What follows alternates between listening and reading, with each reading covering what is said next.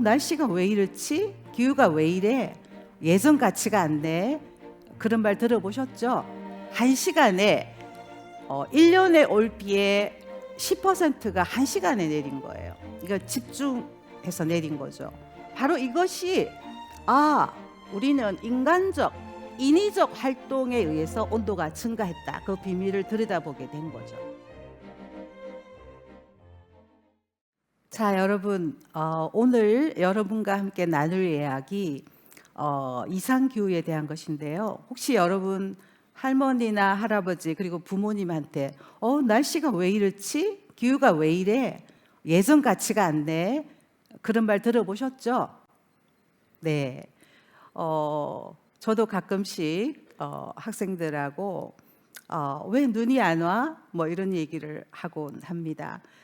이상기후라는 것이 어떤 진실을 가지고 있는지 여러분에게 자료를 보여드리겠습니다. 그리고 왜 이런 자료가 이렇게 관측이 되고 있는지, 그 속에 숨어 있는 비밀이라고 할까요? 진실된 원인이 무엇인지에 대해서 한번 생각해 보고자 합니다. 제가 기후학자라고 소개했잖아요. 기후학자하고 기후과학자는 차별점이 좀 있어요. 기후과학자는 예측이라는 거를 하고 있어요. 그래서 과학이라는 이제 예측에 대한 과학이 들어있기 때문에 기후과학자 이렇게 이제 얘기하고 있는데요. 자, 오늘 얘기를 시작해 보도록 하겠습니다. 여러분, 이 그림 혹시 익숙하나요? 신문이나 방송에서 많이 나온 그림인데요. 왼쪽 그림은 2018년도에 우리나라가 굉장히 더웠어요. 그래서 그때 기록된 걸 보면 41.0 홍천의 기록인데요. 이것은 기상 관측이 1904년도에 우리나라에서 관측이 되었는데 그 관측 이후에 최고의 온도였어요. 그리고 서울도 40도 가까운 온도를 가지게 되었고요. 6곳이 40도 정도 온도를 가지게 되었는데요. 2020년에는 또 다른 이상기후가 나타났어요. 이례적이라는 말이죠. 어떤 이례성이 있었냐 하면 광주, 전남에서 누적 강수량이 786mm밖에 되지를 않았어요. 그래서 평년보다 반 정도밖에 안 오게 되었는데 결과적으로는 가뭄이라는 형태가 날씨가 233mm나 지속이 되었고 역대 최다였습니다. 다른 거 한번 볼까요? 얼마 전이었죠. 11월 달에 강설이 매우 강하게 내렸어요. 그 강설량이 뭐 20cm 정도였다, 31.9cm였다 이런 것들이 11월의 강수치고는 굉장히 이례적인 거였습니다. 그러니까 이것이 어떤 시간적으로 다른 시간에도 나타날 수 있다는 걸 보여주었고요. 2022년도 8월에 수도권 홍수라고 적혀 있는데 서울에서 이제 강남 지역에 홍수가 났는데요. 그때는 해외 방송들이 인터뷰 요청이 많이 올 정도로 방송이 많이 일어났었는데요. BBC 방송을 보면 서울의 일 강수량이 381.5mm. 이 양은 어떤 양이냐 하면 1년에 올 양이 거의 한 40%가 하루에 다 내린 결과였어요. 그리고 또 하나는 강우 강도라고 하는 것인데 여러분 여기 보시면 시간당 강수라는 게 있어요. 141.5mm. 1시간에 1년에 올 비의 10%가 1시간에 내린 거예요. 이거 집중해서 내린 거죠. 이 강우 강도는 정말 관측 이래 정말 처음으로 이제 이렇게 나타난 거고요. 또 하나는 이제 이런 강수량이 이제 기록에 없다 보니까 그 그래프에서도 나타내지를 못했어요. 그래서 이게 이제 정말 이례적인 거였다 이렇게 볼 수 있겠습니다. 그래서 오늘 여러분과 함께 이상기후 그 안해를 들여다보는 자료를 한번 들여다보고 그 현상을 우리가 한번 되새겨보면서 그 안에 진실이 또는 원인이 무엇인지에 대한 이야기를 나누고 싶습니다. 그리고 이상기후를 예측해 보고자 합니다. 우리나라 자료를 한번 들여다보면요, 우리나라는 1904년도부터 관측이 시작되었어요. 그런데 1919년이 되면서 우리나라는 6개, 7개 정도의 지점이 이제 만들어집니다. 그래서 이제 저는 그때의 7개의 지점이 시작되는 시점부터 10년을 과거라고 보았고요. 그 다음에 현재는 2023년까지 해서 한 10년을 현재 기후다 이렇게 한번 생각해 봤습니다. 그랬을 때에 파란색은 여기 보시면 파란색은 과거의 기온이고 그 다음에 빨간색은 현재 10년의 기후입니다. 그런데 차이가 얼마 정도 나냐면 과거 대비 2.14도가 증가되었어요. 90년 정도 되는 기간 동안에 2.14도가 증가했습니다. 이것은 세계적인 기온 증가보다 좀 높은 기온이고요. 하나 또 말씀을 드리면 그 최고 기온이 차이가 나는 시점이 3월이었어요. 3월의 기온을 비교하면 3.7도가 넘는 이런 온도 차이를 보였습니다. 이 온도 차이는 날씨가 아니라 기후 입장에서 보면 굉장히 큰 값이에요. 그래서 이게 지금 우리나라는 온도가 많이 올라갔고 처음에는 겨울철 온도가 좀 많이 오르다가 이제는 봄까지 여름은 온도 차이가 왜 이렇게 안 나냐 하면 비가 더 많이 증가하면서 이게 좀 작게 나타납니다. 옆에 그림을 보시면 강수인데요. 지금 대한민국의 60개 지점이 70년대부터 60개 지점이 만들어집니다. 굉장히 발전하죠. 그래서 60개 지점의 평균 온도를 강수량을 보여주고 있는데요. 여기 보시면 막대 그래프는 극한 강수를 설명하고 있어요. 95%의 확률보다 더 끄트머리에 나타나는 값이고요. 그 다음에 99% 이 두 개는 극한 강수를 표현하고 있어요. 그런데 여름철 연간 강수가 검정색 선으로 되어 있는데요. 이와 같이 검정색 선으로 보면 그렇게 증가가 안 보이지만 빨간색 선으로 보면 증가가 뚜렷하게 보입니다. 이 빨간색이 바로 극한 강수의 증가를 보여주고 있는 거죠. 다시 말씀드리면 여름철 평균 강수량보다 극한 강수량이 더 많이 증가하고 있다 이렇게 보고 있고요. 이것 때문에 여름철 기온은 봄철보다는 적게 증가하고 있지 않는가 이렇게 보고 있습니다. 이제 글로벌로 좀 들여다보겠습니다. 글로벌 그림은 우리가 여러 기관에서 보여주고 있는데요. 여기 나와 있는 밑에 있는 이 기관들이 글로벌 기온을 보여주는 분석하는 그런 기관들인데요. 글로벌 기온을 여기서 1940년부터 보여주고 있는데요. 2024년은 아직 안 끝났기 때문에 10월까지만 보여주고 있어요. 맨 끝에 자료가 우리나라를 포함한 글로벌 전 세계의 기온을 보여주고 있어요. 여기다가 1.5를 그려놨어요. 그게 바로 뭐냐 하면 1850년에서부터 1900년까지 그러니까 1900년 이전의 온도랑 비교를 했을 때 온도입니다. 보시면 어느 한 해도 1900년 이전의 값보다는 높아요. 높으나 쭉 증가하는 게 아니라 중간에 증가했다가 감소했다가 증가했다가 감소했다가 하고 있죠. 이와 같은 것들이 바로 기온이 자연적 변동에 의해서도 변화하고 있다는 걸 보여주고 있어요. 쭉 증가를 하다가 그러나 증가하고 감소를 반복하면서 하다가 1990년대 말부터 2000년대 초까지 멈춰요. 증가폭이. 이때를 우리는 하야투스, 일시 멈춤 현상이다 이렇게 보고 있습니다. 이 하야투스가 있었던 때를 제외하고 그때는 우리가 어쩌면 지구온난화가 멈출 수도 있겠다라고 생각을 했었는데 연구가 많이 일어났어요. 그러나 다시 증가를 하게 되었어요. 증가를 하고 2023년도에는 너무나 더운 한 해가 되었어요. 그래서 2023년은 너무 덥다, 너무 더운 지구온난화를 보인 한 해다라고 결론을 짓고 있었는데 2024년 10월까지의 온도를 보면 어쩌면 1.5도에 도달할 수도 있다. 이런 걱정을 가지고 있습니다.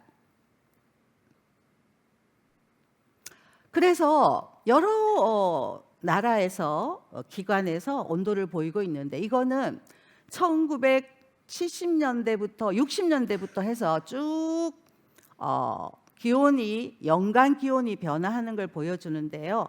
요 위에 꼭지점이 평균이에요. 자, 평균이 서서히 이동하고 있죠, 그죠? 10년 후에 여기 왔어요, 평균이. 그리고 그 다음에 10년이 여기 왔고요. 2020년은 여기 왔습니다. 여기에 두 가지가 있어요.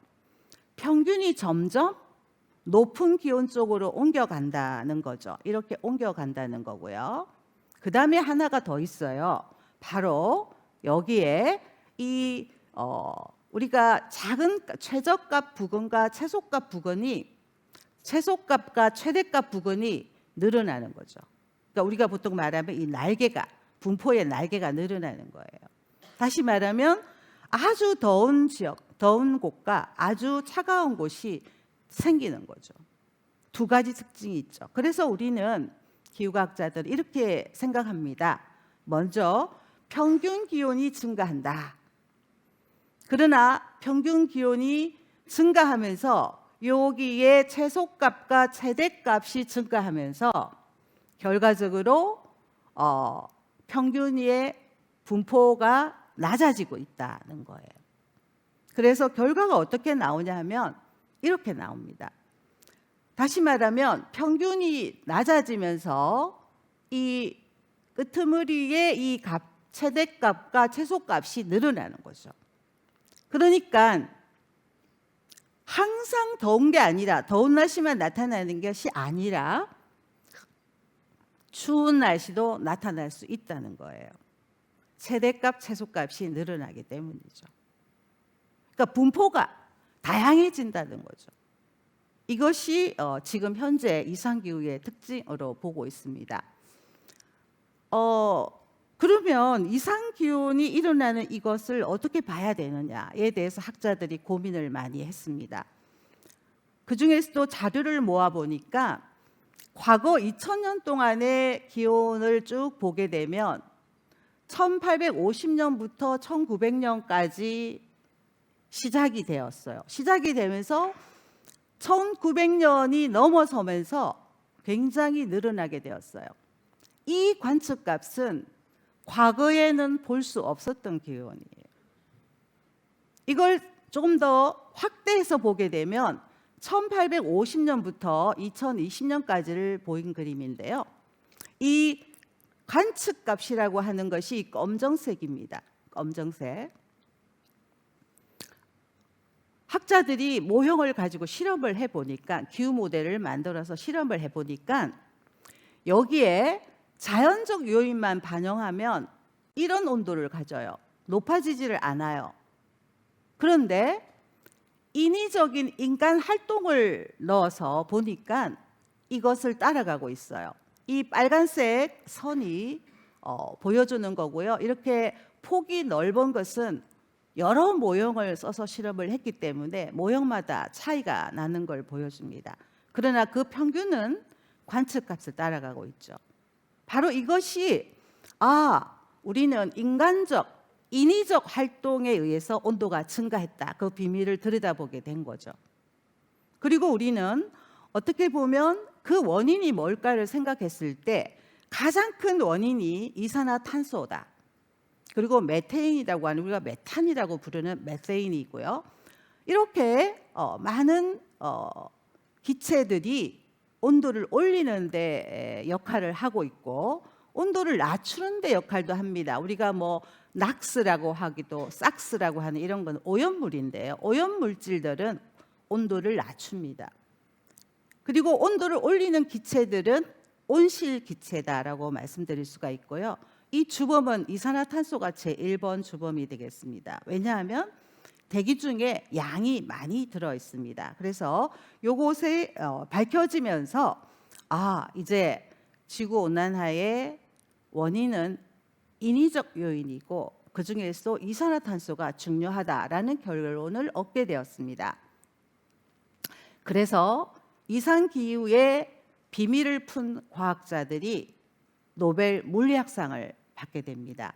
특히 이 왼쪽에 있는 슈크로 마나베 프린스턴 대학에 계시고요. 그다음에 클라우스 하셀만 우리가 막스 플랑크 연구소라고 하는 데 계셨습니다. 이 두 분이 기후학자였고 이 두 분이 1960년대 말쯤에 어떤 논문을 내냐 하면 어쩌면 CO2가 증가해서 기온이 2도 내지 4도 오를 수 있다는 얘기를 처음으로 논문에다가 실어냅니다. 그것이 2020년대에 증명이 되어서 2021년도에 노벨 물리학상을 받습니다. 그 기간 동안 이분들은 왜 지구 온난화가 일어나지라는 거에 의문을 품고 지속적으로 연구를 해왔기 때문에 이 두 분에게 노벨상이 물리학상이 갔습니다. 그래서 하셀만 교수 연구원이라고 되어 있지만 학생들도 많이 길렀습니다. 하셀만의 제자들도 이제 한국에서도 지금 일을 하고 있고요. 저희 IBS 기후물리센터에 센터장으로 계시고요. 그다음에 슈크로 마나베 교수도 지금 현재까지 90살이 넘었음에도 불구하고 학생들을 가르치고 있고요. 우리나라에도 이 슈크로 마나베 교수의 제자들이 제법 있습니다. 그래서 우리나라도 기후 연구가 활발히 일어나는 지역이다 이렇게 말씀드릴 수가 있겠습니다. 이분들이 밝힌 이상기후, 지구온난화의 비밀은 바로 대기의 복사와 온실가스에 대한 이야기입니다. 특히 대기는 이게 대기인데요. 대기는 태양의 복사를 그냥 통과시킵니다. 그냥 투과적으로 보냅니다. 지표가 되어지죠. 그런데 적외선 복사는 지표가 내놓기도 하는 이 적외선 복사는 대기에 의해서 흡수됩니다. 흡수되어서 일부만 나가고 일부는 다시 지표로 돌아옵니다.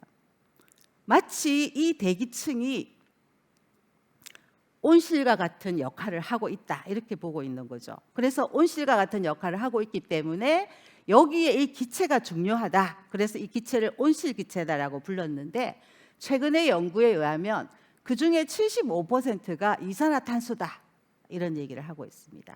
많은 연구들이 이산화탄소가 온실효과의 주범이다. 왜냐하면 이산화탄소가 인위적인 요인에 의해서 지속적으로 증가하고 있기 때문이죠. 글로벌 템퍼러처가 이렇게 보이고 있습니다. 글로벌 템퍼러처가 지난 50년간 자료를 보시게 되면 육지가 해양보다 더 많이 증가하고요. 어떤 곳은 냉각되기도 합니다. 그러나 대부분의 지역이 증가를 하고 있는데요. 2023년까지 증가한 걸 보게 되면 북극이 훨씬 더 많이 증가하고 있습니다. 우리는 이것을 북극 온난화 증폭 현상이다 이렇게 부르고 있어요. 북극이 이렇게 증가하는 데는 여러 가지 원인이 있는데요. 그중에 여러 연구 중에서 몇 개를 보여드리려고 하는데요. 이 중에 첫 번째는 이 증폭 현상은 어떻게 일어나느냐 하면 해가 북극에는 여름철밖에 없잖아요. 이 여름철 동안에 해를 받아서 해양이 이걸 가지고 있다가 이 해양이 가지고 있던 것이 겨울에 이렇게 내놓는 거예요. 실제로 가장 따뜻한 시기는 겨울입니다. 그래서 겨울에 이런 특징을 보이는데 이런 거를 북극 온난화 증폭 현상이다라고 부른다고 했죠. 그런데 이 증폭 현상이 있을 때에 결과적으로 제트기류가 약해져요. 왜냐하면 제트기류는 따뜻한 열대나 아열대와 북극의 차가운 공기 사이를 지나는 건데, 북극의 차가운 공기가 따뜻해지기 시작을 하니까 제트기류가 약해지는 거예요. 제트기류가 약해진다는 것은 제트기류가 구불거린다는 얘기입니다. 그렇게 되면 차가운 한기를 중위도로 내려보낼 수 있어요. 그래서 우리는 이렇게 생각하죠. 북극은 더운데 왜 중위도는 춥지? 이것이 겨울철 현상입니다. 겨울철에 제트기류가 구불거려서 약해져서 구불거리니까 결과적으로 찬기단이 내려오는 거죠. 근데 또 하나는 재밌는 것은 따뜻한 공기는 북쪽으로 보내져요. 북극의 북극 온난화 증폭 현상은 더 강해질 수 있다는 거죠. 근데 이것이 특히 아까 제가 말씀드린 하이아투스 기간에 강해지기 시작을 했어요. 그래서 하이아투스 기간에는 야, 정말 중위도가 너무 추워. 그래서 어쩌면 멈출 수도 있겠다. 이런 희망을 가진 적이 있었습니다. 그런데 아니고 다시 증가하기 시작을 했습니다. 또 한 가지는 이제 폭염이 너무 많이 증가하기 때문에 이것도 이제 이상 기후의 하나의 행태인데요. 제가 폭염 기후를 어떻게 분류하면 좋을까 하다가 지역적 차이를 보이는 것을 발견하고, 이쪽은 건조 폭염이다라고 부르고 이쪽은 수분 폭염이다 이렇게 부르자라고 했습니다. 왜냐하면 두 개의 지역의 건조 지역과 수분 지역의 폭염은 완전히 다른 영향이 있어요. 특히 인간의 활동에 영향을 많이 줍니다. 특히 열 스트레스를 구해보니까 열 스트레스 지수가 빨간색이 나타난다는 것은 매우 위험하다는 건데요. 이것이 나타나는 것이 수분 폭염에서는 나타나지만 건조에서는 없어요. 건조 폭염은 이렇게 농작물 같은 데 영향을 줄 수 있는 반면 수분 폭염은 인간의 건강에도 영향을 줄 수 있다. 이렇게 해서 나눠 보았습니다. 그렇게 나누고 그 비밀을 들여다봤어요. 정말 이 지역의 온도는 건조 지역과 수분 지역의 온도가 왜 이렇게 올라갈까? 저는 8가지의 원인 인자를 집어넣고 실험을 했습니다. 수증기, 구름, 오존, 알베도. 알베도는 이 태양 복사를 반사하는 정도예요. 그리고 현열은 열이 직접 차가운 공기, 더운 공기가 섞여지는 거예요. 그러니까 더운 공기 올라가고 찬 공기 내려가고 이런 방식으로 열을 전달하는 거고요. 잠열은 수증기를 증발해서 변화시키는 거예요. 그리고 지표의 토양 때문에 생기는 건가? 그 다음에 대기가 순환을 더운 공기를 그쪽으로 갖다 줘서 생기는 건가? 이런 연구를 했습니다. 그리고 그 결과는 건조 폭염 지역은 지표의 특징이 중요하더라. 즉 토양에 가지고 있는 수분이 얼마냐가 매우 중요한데, 수분이 다 증발하고 없으면 대기를 데우는 효과를 가진다는 거고요. 두 번째, 수분 폭염은 클라우드, 구름 때문에 만들어질 수도 있고 수증기 때문에 만들어질 수도 있고 대기가 따뜻한 공기를 데리고 와서도 만들어질 수 있다. 다시 말하면 두 지역에 지역적으로 다른 원인이 작동을 해서 이걸 만들고 있다는 걸 밝히는데, 사실 이런 부분이 비밀을 밝히는 원인 규명 연구다 이렇게 보고 있습니다. 그리고 이것이 미래에는 어떻게 될까 궁금하잖아요. 미래 시뮬레이션을 해보았습니다. 16개 모형을 가지고 했는데요. 모형의 결과들이 우리 보통 보면 기후 모델을 IPCC 보고서 같은 데서 많이 보여주고 있습니다. 그걸 이용해서 보니까 이게 이제 우리나라 부근에 있는 수분 폭염만 한 가지 예를 들면 수분 폭염이 점점 증가하고 있는데요. 요것이 이제 시나리오로 보면 이산화탄소 배출을 중간 정도 했을 때이고 맨 오른쪽이 이산화탄소 배출을 많이 했을 때, 다시 말하면 우리가 탄소 중립을 하지 않게 되면 이와 같은 결과를 맞이하게 될 거다라고 보고 있고요. 요 시기로 보면 수분 폭음은 좀 빨리 시작이 된다.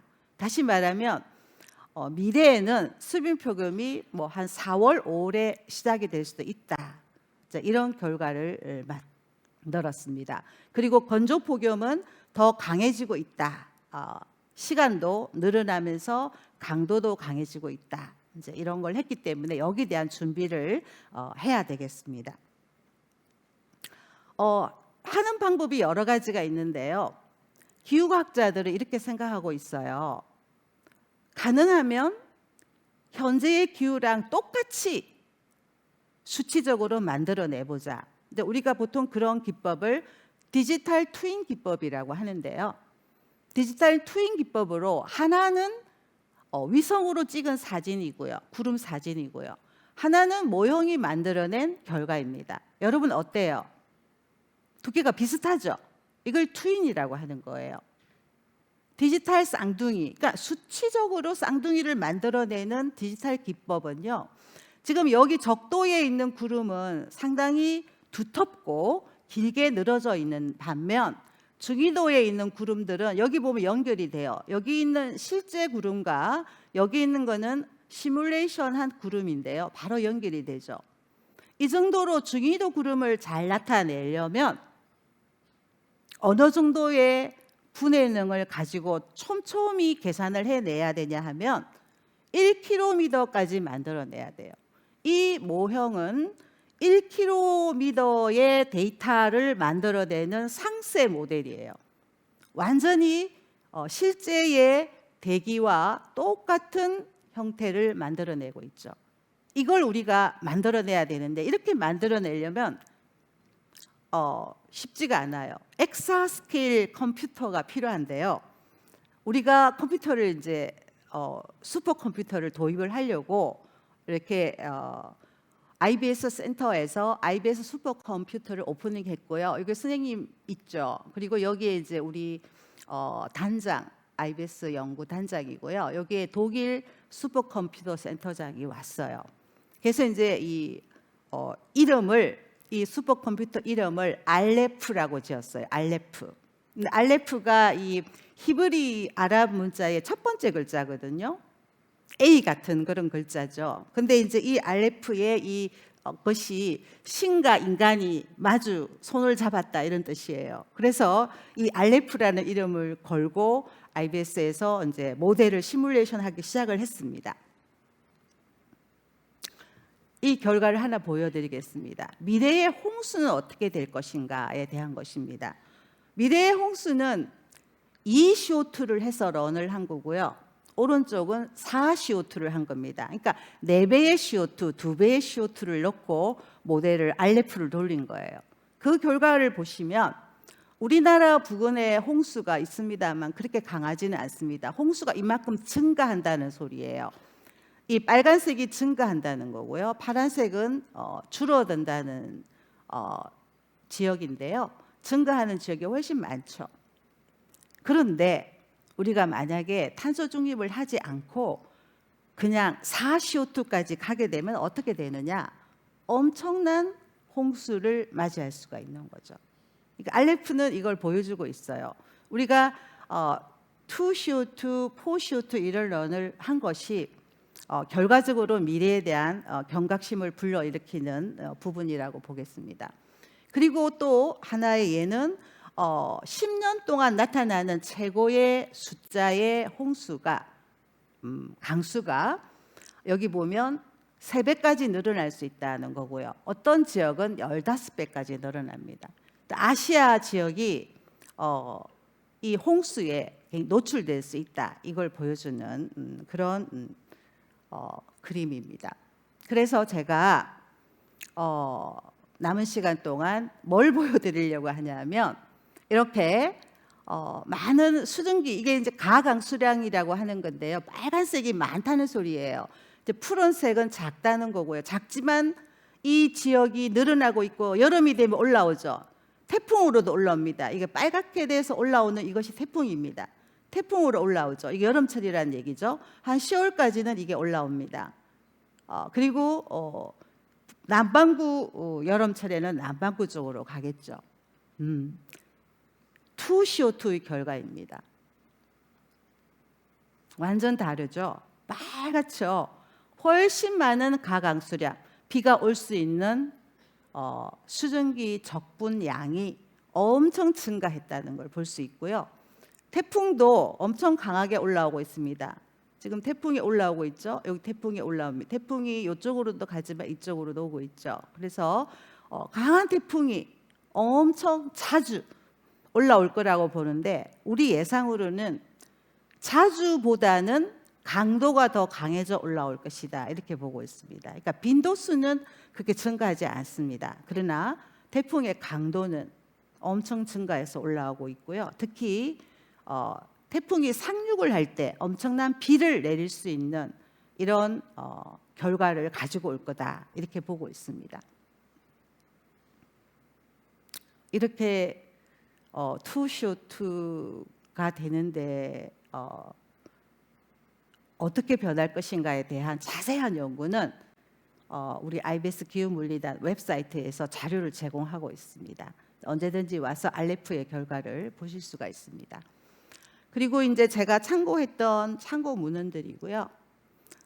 여기에 지금 여러 가지 중에서도 교과서로도 만들었고요. 시마스의 기후변화와 환경생태라는 교과서를 만들었고 또 37분의 기후학자들을 모시고 기후과학의 첫 번째 수업이라는 걸로 책을 만들었습니다.